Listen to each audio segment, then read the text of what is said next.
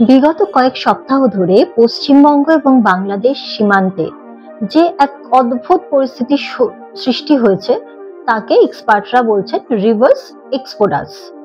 অর্থাৎ একটা স্রোতের একটা জনস্রোত, বিপরীতমুখী জনস্রোতের কথা তারা বলছেন। তো হঠাৎ করে কি এমন ঘটলো বা এই রিভার্স এক্সোডাস কি সেটা জানার জন্য আমরা যদি তাকিয়ে দেখি তাহলে দেখবো যে অন্তত হাজার হাজার মানুষ প্রত্যেক দিন পশ্চিমবঙ্গ থেকে বাংলাদেশে চলে যাচ্ছে। ঘটনাটার সূত্রপাত অ্যাকচুয়ালি হয়েছিল 2025-এর 4 নভেম্বর।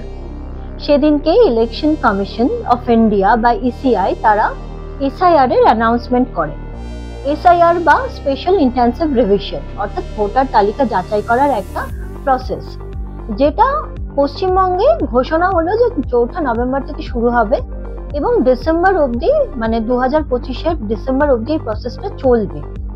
তো এই প্রসেসে বিএলও তারা বাড়ি বাড়ি যাবেন, ওই অনেকটা তৃণমূল সরকারের সেই দুয়ারে বিভিন্ন যে প্রকল্পগুলো আছে না, যে দুয়ারে অমুক দুয়ারে তমুক, তো এবারে সেই ব্যাপারটা এরকম হলো যে দুয়ারে গিয়ে ভোটার তালিকা যাচাই করা হবে। ইলেকশন কমিশনের রিপোর্ট অনুযায়ী 2002 থেকে 4 এই টাইমে একটা এসআইআর প্রসেস হয়েছিল এবং তারপর থেকে কিন্তু প্রায় 2 দশক ধরে প্রচুর আবর্জনা, প্রচুর অনিয়ম, প্রচুর কিছু জমা হয়েছে। সেগুলো সাফাই করার ভীষণভাবে প্রয়োজন ছিল এবং সেই সাফাইয়ের কাজ নিয়েই আসলো কিন্তু এসআইআর। তো এই এসআইআর যখন শুরু হলো তখন দেখা গেল যে বিএলওরা প্রত্যেক পরিবারের কিছু, ওটা হয় না যে পরিবার প্রত্যেকের বাড়ি বাড়ি যাচ্ছেন, প্রত্যেকের বাড়ি বাড়ি গিয়ে সেখান থেকে দেখছেন যে তাদের ঠিকানা ঠিক আছে কিনা, তারা যে এতদিন ধরে আগেও ভোটার ছিলেন বা ভোট দিয়েছেন তার সব নথিপত্র ঠিক আছে কিনা, পরিচয়পত্র ঠিক আছে কিনা, কোনো সন্দেহজনক বা ডুপ্লিকেট এন্ট্রি থাকলে সেটা কেটে বাদ দিয়ে দেওয়া বিএলওদের দায়িত্ব, বা যেসব ভোটার মৃত বা স্থানান্তরিত হয়ে গেছেন তাদেরকে ভোটার তালিকা থেকে বাদ দেওয়া, সেই সবকিছুর দায়িত্ব নিয়ে কিন্তু বিএলওরা বাড়ি বাড়ি যাওয়া শুরু করলেন। এবং যেই মুহূর্তে বিএলওরা বাড়ি বাড়ি যাওয়া শুরু করলেন সেই মুহূর্ত থেকে কিন্তু একটা সাংঘাতিক ভয়ঙ্কর এক ভয়ের পরিস্থিতি দেখা গেল। যারা প্রকৃতপক্ষে আমাদের দেশের বা আমাদের রাজ্যেরও মানুষ নন, তারা হঠাৎ করে সীমান্তে ভিড় বাড়ালেন।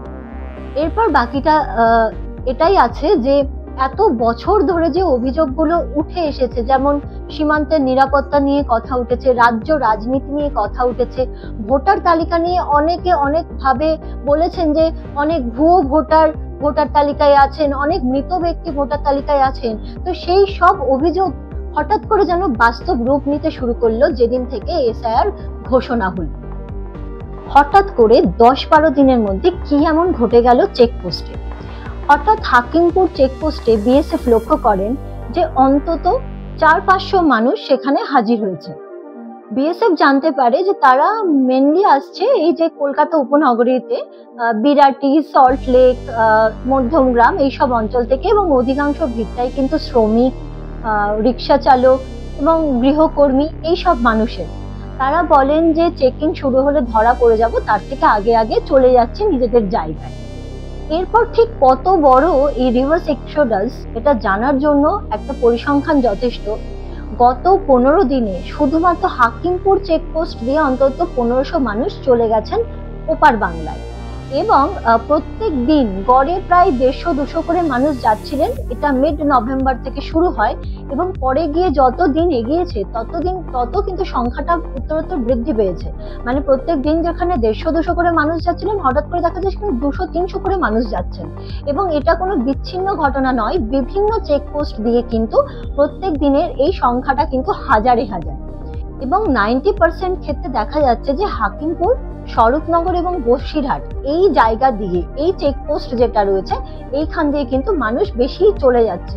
এটা অ্যাকচুয়ালি বহু যুগ ধরে চলে আসা একটা অবৈধ অনুপ্রবেশের রাস্তা, চোরা চালানের রাস্তা। তো মানুষ আগে থাকতেই জানতো, এবং এখানে অধিকাংশ জায়গা নদী বেষ্টিত, কাদা মাটি রয়েছে এবং বিভিন্ন জায়গাতেই, অধিকাংশ জায়গাতেই অ্যাকচুয়ালি ওই যে কাঁটা তারের ফেন্সিং সেটাও কিন্তু দেওয়া নেই। তো অবৈধ অনুপ্রবেশটা খুব ইজিলি করা যায়। তো এই অঞ্চলটা দিয়েই কিন্তু মেনলি মানুষ চলে যাচ্ছে ওপারে।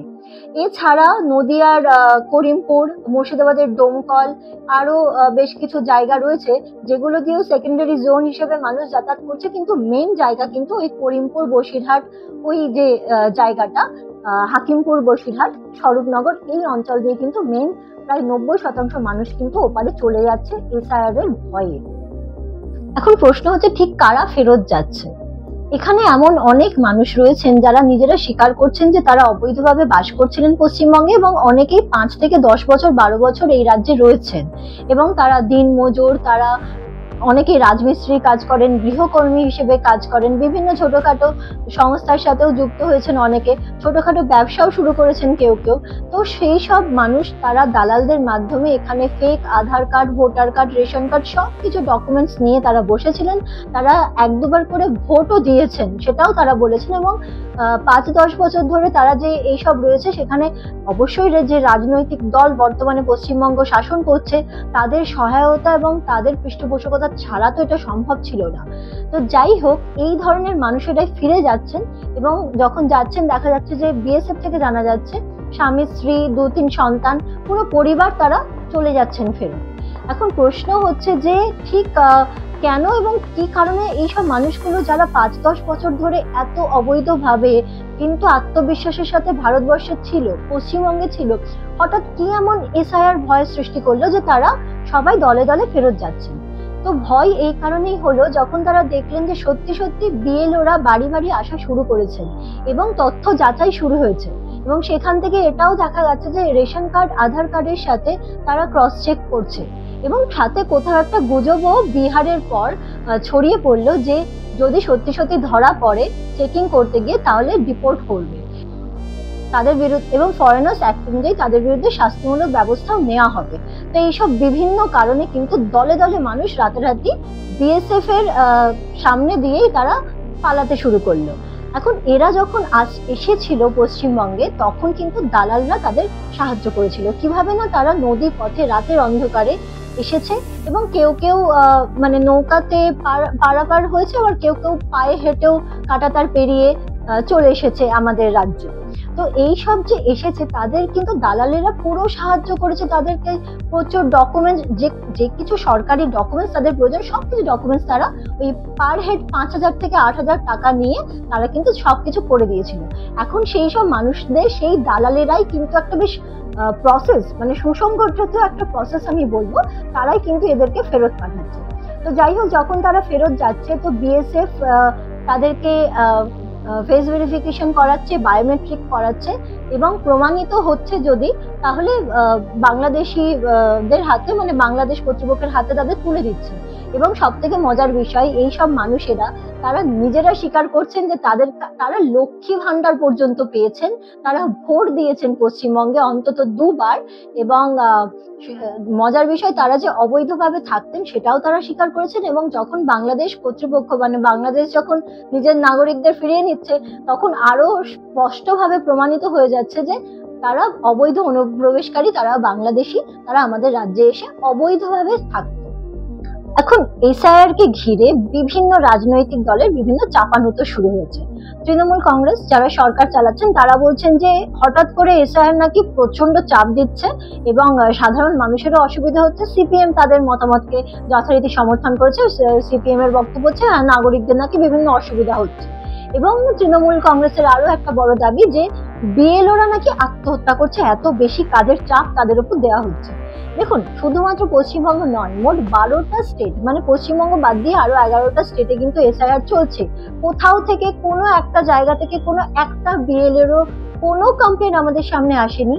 সম্প্রতি বিহারে আমরা দেখেছি যে ইলেকশন হয়ে গেল, তার আগে এসআইআর হলো, কোনো একজন বিএলও কিন্তু আত্মহত্যা করেননি। কারোর কোনো সমস্যা হচ্ছে না, কোনো স্টেটে সমস্যা হচ্ছে না, শুধুমাত্র পশ্চিমবঙ্গে। এবং সেই সমস্যার কথা আমরা এটাও দেখলাম যে সদ্য বিএলওরা নাকি একটা মিছিল করেছিলেন, কিন্তু সেখানে কোনো বিএলও কে দেখা যায়নি। দেখা গেছে তৃণমূলের যারা কর্মী সমর্থক বা দায়িত্বপ্রাপ্ত ভারপ্রাপ্ত তৃণমূলের নেতারা, তারা বিএলওদের হয়ে পথে নামছেন।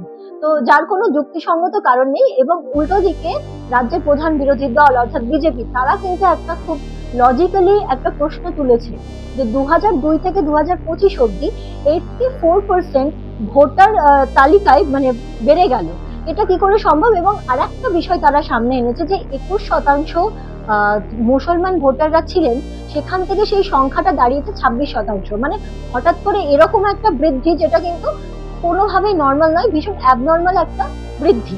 তো সেইখান থেকে বিজেপি রাজ্যের বিরোধী দল হিসেবে যে প্রশ্ন এনেছে, সেই প্রশ্নটা কিন্তু যথেষ্ট ভ্যালিড মনে হচ্ছে সাধারণ মানুষের ক্ষেত্রেও, কারণ তার প্রমাণ আমরা এখন দেখতে পাচ্ছি।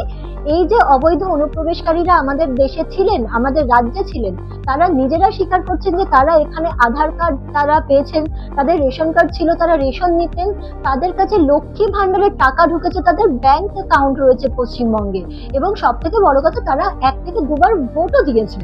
তারা নিজেরা বিভিন্ন ভিডিও সামনে এসেছে যেখানে তারা নিজেরা স্বীকার করছেন, এবং বিএসএফ এর কাছ থেকে পাওয়া তথ্য অনুযায়ী কিন্তু আমরা জানতে পারছি যে প্রত্যেক দিন হাজার হাজার মানুষ তারা কিন্তু সীমান্ত পার করছে।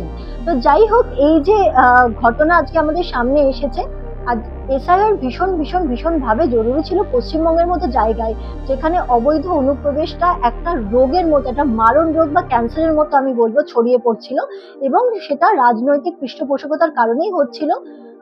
মাননীয় মুখ্যমন্ত্রী মমতা ব্যানার্জি তিনি সযত্নে এদের লালন পালন করছিলেন, রাজনৈতিক ব্যাকআপ দিয়ে রেখেছিলেন, যাতে করে তার যে ভোট ব্যাংক সেটা কোনোভাবেই অসুবিধার মধ্যে না পড়ে। কিন্তু বর্তমানে এসআইআর শুরু হতেই তার এই ভোট ব্যাংক কিন্তু সাংঘাতিক ভয় পেয়ে গেছে, এবং যেসব দালালেরা তাদেরকে সাহায্য করেছিল সেই সব দালালদের মারফতে তারা কিন্তু নিজের দেশে ফেরত চলে যাচ্ছে। তো এখন 2026-এর আসন্ন ইলেকশনে যদি এসআইআর সম্পূর্ণরূপে একদম ভালোভাবে যদি অ্যাপ্লাই করা যায়, তাহলে অন্তত দেখা যাবে যে 1,04,00,000 ভুয়ো ভোটার বা মানে যারা আমাদের এখানকার নয় সেই সব নাম কিন্তু যুক্ত হয়েছে ভোটার তালিকায়। সেই 1,04,00,000 ভোটার কিন্তু রিমুভ হতে চলেছে, এবং এর অনেকটাই এফেক্ট পড়বে মাননীয় মুখ্যমন্ত্রীর ভোট ব্যাংকের উপর।